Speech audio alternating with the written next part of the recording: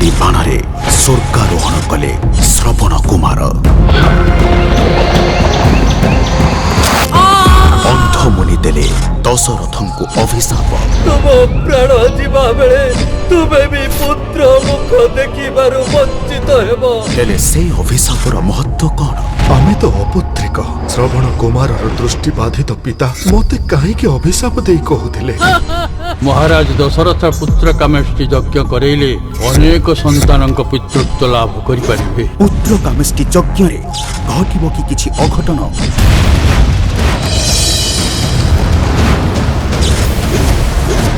ଅଗ୍ନିଦେବ ଅଯୋଧ୍ୟା ନରେଶଙ୍କୁ ପୁତ୍ର କାମେଷ୍ଟି ଯଜ୍ଞର ଫଳ ପ୍ରଦାନ କରନ୍ତୁ।